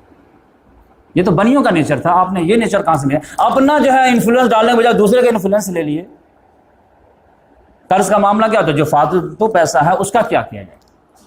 آپ کے پاس جو گھر میں خرچ جو ہے 25,000 روپے کا ہے، آپ کا اللہ نے 50,000 روپیہ دے دیا ہے تو 25,000 بچ گیا تو آپ اس کا کیا کریں گے؟ اسلام کہتا ہے اس کو قرض میں لگا دو اگر کچھ نہیں کر سکتے تو. اب یہ بنیا کہتا نہیں 25,000 سے ہم پھر 10,000 کمائیں گے. تو ہمارے یہاں کے جو ہے معاشرے میں کلچر کیا ڈیولپ ہوا؟ آپ کسی سے 20,000 روپے قرضہ مانگ کے دیکھیے، اس کا تو کروڑوں روپیہ آنے کے لگا ہوا پیسہ ہر جگہ. انویسٹ لیکن یہ ایمان والوں کا تو کلچر نہیں تھا. تو اس لحاظ سے کسی کو قرض اگر آپ دیجئے اور بولیے کہ ٹھیک ہے یہ 20,000 میں آپ کو قرض دیتا ہوں لیکن 2 گواہ کے سامنے میں لکھ کر کے دوں گا آپ کو، کیونکہ قرآن میں جو ہے 100% لکھا ہوا کہ گواہ دو اور لکھو لکھو لکھو. نہیں ہم کو قرض ہی نہیں چاہیے. پھر جائیں کیوں 2 گواہ لگا اس کے سامنے ہمارا انسلٹ ہو جائے گا، وہ 4 کو بول دے گا قرض لیتا ہے، جبکہ قرآن کہتا نہیں کوئی مسئلہ ہی نہیں قرض تو وقت کا رسول لیا ہے، تو پھر اس میں ایپ کہاں سے آ گیا. لیکن معاملہ جو ہے کوئی بھی سوسائٹی میں چلے جائے یہ چیز کا چلن ہو جائے تو بھائی کچھ بھی تو کرو، کچھ تو اٹھک پٹک کر دو، کوئی ایک اصول تو جنریٹ کر دو. یہ تمام اصول جو غیر مسلموں کے اٹریکشن کا سبب تھے وہ سب کو ہی ختم کر دیے اور پھر کہتے ہیں کہ اللہ کی طرف آ جاؤ. کیسے آ جائیں گے بھائی؟ تو اس لحاظ سے اللہ تبارک و تعالیٰ سے دعا ہے کہ اللہ تبارک و تعالیٰ اسلام سے جڑنے کی توفیق دیا ہے. تو اسلام کا جو مین سورس ہے قرآن سے اور سیرت سے اور حدیث سے جڑنے کی توفیق دے، تاکہ پھر اس کے ذریعے سے جو گڈ ہے اس کو پروموٹ کرنے کی، اس کو اسٹیبل کرنے کی، اور جو ایول ہے اس کو ایراڈیکیٹ کرنے کی اللہ تعالیٰ توفیق دے. تب جا کر کے وہ مدنی معاشرہ کا کم سے کم زیروس کاپی بنے گا. تب جا کر کے لوگ جو اٹریکشن محسوس کریں گے اور پھر یہاں پہ آئیں. اگر 4 لڑکی جو مسلمان کو ہو گئی ہے وہ بھی جو ہے اس کو جو ہے رات کی نیند اڑ گئی ہے، 4 لڑکی ہندو کو ہو گئی ہے اس کو بھی نیند اڑ گئی ہے، تو وہ اس کو پاگل کتا کاٹا ہے جو وہاں سے جو پھر کر کے ادھر آ جائے اسلام کی طرف. کہ جب یہاں بھی جو ہے شادی کے وہی اصول ہیں، وہ کہے گا کہ کم سے کم اپنے ہی جو ہے دین دھرم میں رہیں گے، ہو سکتا ہے وہ جو کوئی جو ہے ادھر ادھر سے آ جائے لڑکا شادی ہو جائے. یہاں تو مسلمانوں میں بھی وہی معاملہ ہے کہ 4 لڑکی ہے تو کم سے کم 20 لاکھ روپیہ ہونا چاہیے آپ کے پاس. تو اس لحاظ سے تو پھر اٹریکشن نہیں ہو پائے. تو اللہ تعالیٰ سے دعا ہے کہ اللہ تبارک و تعالیٰ ہم تمام کو اسلامی اصول کے غلبے کی کوشش کرنے کی توفیق عطا فرمائے. سبحان اللہ بحمدہ، سبحانک اللہم ونشہد ان لا الہ الا انت ونستغفرک ونتوب